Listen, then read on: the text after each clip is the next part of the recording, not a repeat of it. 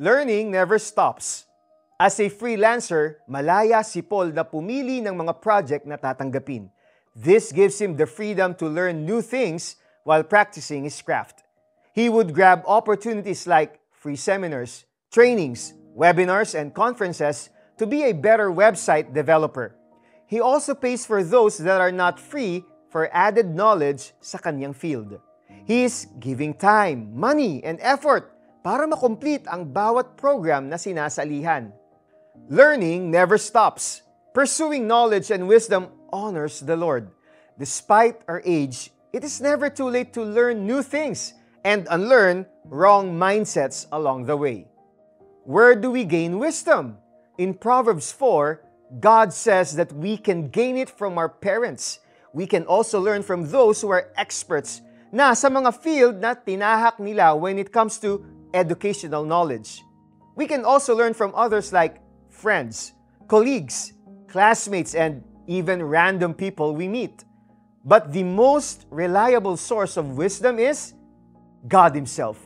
He said in Proverbs 3:5-6, "Trust in the Lord with all your heart and lean not on your own understanding. In all your ways submit to Him, and He will make your paths straight." By reading the Bible every day, we gain wisdom from God para manavigate natin ang life.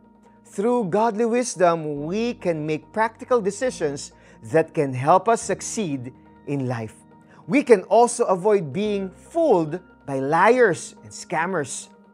If we think that we are already full of wisdom and understanding, let us remain humble and give glory to God. Let us pray. Dear Lord, I pray for more opportunities to learn new things. I pray for provision also as I pursue knowledge. Sana po ay magamit ko ang mga natutunan at matututunan ko pa for your glory. Help me discover the joy of reading the Bible as I navigate life. In Jesus' name, Amen. Upskilling or reskilling? Try looking for free training kung wala ka pang budget. You can also set aside a small portion of your earnings to join paid seminars in the future. Unahin mo sa lahat, pagtuklas ng karunungan. Ito'y pilitin mong mata mo kahit gaano kamahal. Mga Kawikaan 4-7. Ako po si Eric Tutanyas. Tandaan po natin, kaya mong mag-level up kasama ang Diyos. God bless.